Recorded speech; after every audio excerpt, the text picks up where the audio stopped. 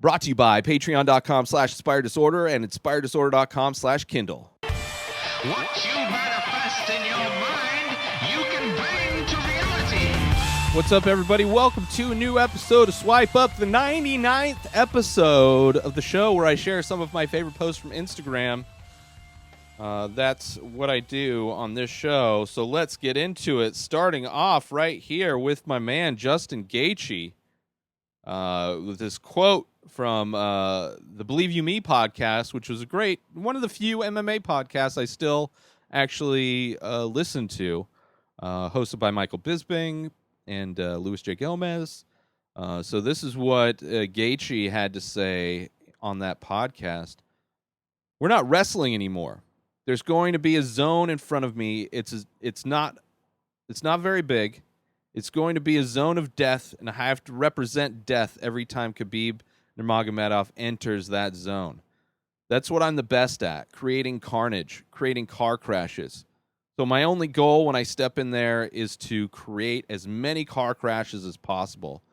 Whether it be our bodies hitting, our heads hitting, our fucking shoulders hitting, my fist hitting his head, his fist hitting my head, it doesn't matter. I need to create car crashes because it's the only way to beat this guy.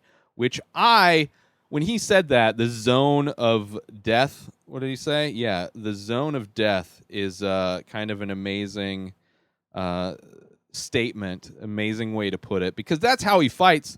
The dude, there's nobody gets out of a fight, even when he loses a fight. The person who wins has been in a battle. Like, there's no easy win against Justin Gaethje. And with his ability to wrestle and strike, it makes him a very well-rounded opponent, especially against Khabib, who does the exact same thing. Granted, most dominant fighter in the lightweight division, Khabib, but definitely does the same thing. So if you can nullify the same exact thing, if you can nullify the takedowns from Khabib or get back up, then or out wrestle, then you should get a win. I'm a big fan of Gaethje. I think he's got a great chance to win it. I'd put money on it, but we'll see as the fight gets closer. I have a feeling with Khabib's dad dying due to coronavirus complications, there is a chance I think Khabib could overtrain and injure himself, taking himself out of this just because he's too emotional. But we'll see. We'll see. Hopefully the fight happens. All right, so moving on now, Steve-O doing the Steve-O thing. Duct taped himself to a billboard promoting his was this comedy show, right? Professionally done. I mean, he's very much in there, but of course Steve-O, being Steve-O, would tape himself to a billboard promoting his stuff. I love Steve-O. A lot of comics don't respect Steve-O for getting into the comedy game, which, it happens. You got Steve-O got in there, but Steve-O treated comedy with respect. Unlike some people who came from, let's say, the UFC, who, let's say, are friends with the most popular podcaster in the world and famous stand-up comedian in his own right, when they get their ego inflated by somebody like that and promoted by somebody like that, kind of not showing much respect for the art of stand-up comedy. Versus Steve-O seems to have a lot of respect for it and is doing his own thing. I think he's kind of merging who he is as kind of this clown stunt guy and also a stand-up guy. But yeah, Steve-O, much respect, amazing, kind of willing to do anything, and I appreciate that.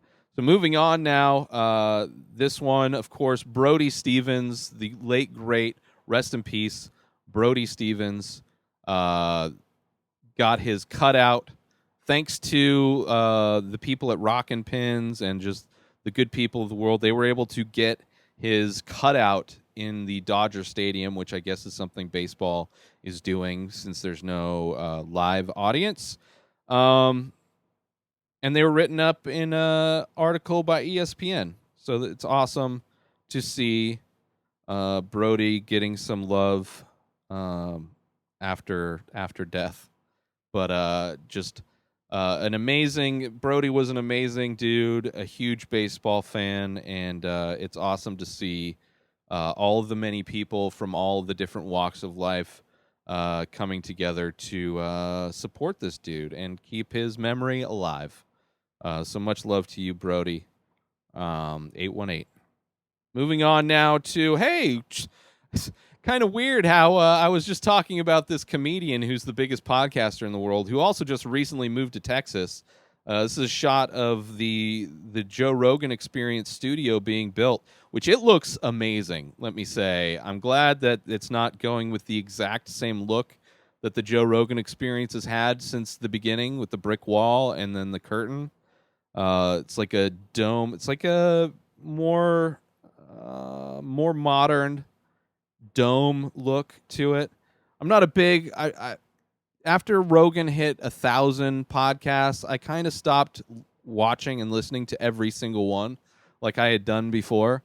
Now, just if there's a guest that I think is interesting, I'll tune it in. But for the most part, I know what Rogan's opinions are on things. They don't really, aside from when he started hunting, he changed his opinions on a few things. After that, he kind of became a little bit more conservative, I would say, hanging out with a lot more of his, Christian hunting buddies. But, for the most part, I'm not going to be hearing any real new opinions from Joe on stuff. But I do love what he's done with the art of podcasting and just kind of staying true to himself. And I'm looking forward to seeing how the studio looks when it's all done. Despite the fact that, I'm not the hugest fan anymore, but that doesn't matter. It's cool. It's cool to see. And I wish Joe nothing but the best out in Texas. And I hope he does not start working with Alex Jones more, since they are both in the Austin area.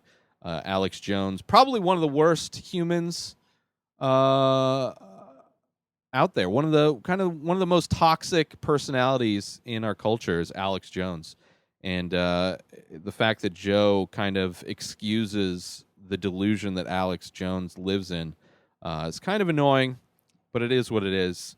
Looking forward to seeing how that studio looks amazing.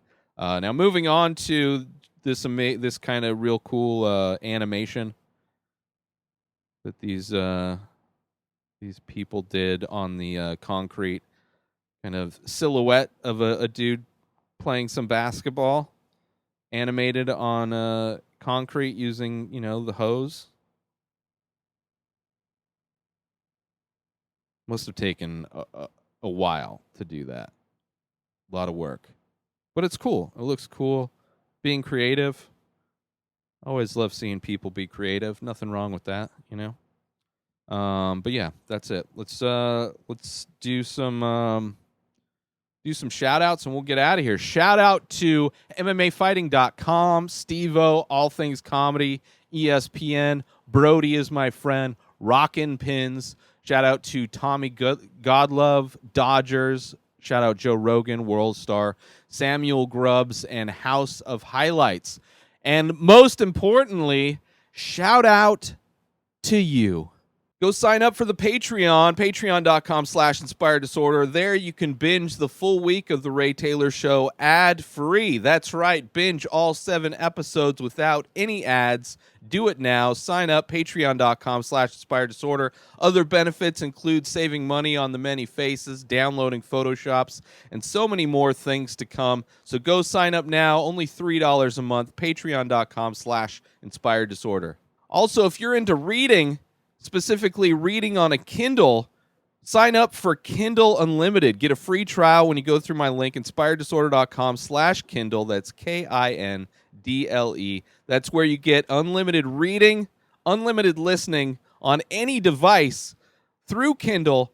Get Kindle Unlimited when you sign up through my link, inspireddisorder.com/Kindle. Sign up, get a free trial, get your reading on, get your audiobook listening on. It's a great service. Highly recommend it. Check it out now, inspireddisorder.com/Kindle, KINDLE. New episodes of The Ray Taylor Show come out every single day. Subscribe on IGTV, YouTube, and everywhere else podcasts are found. Binge the full week ad-free over at patreon.com/inspireddisorder.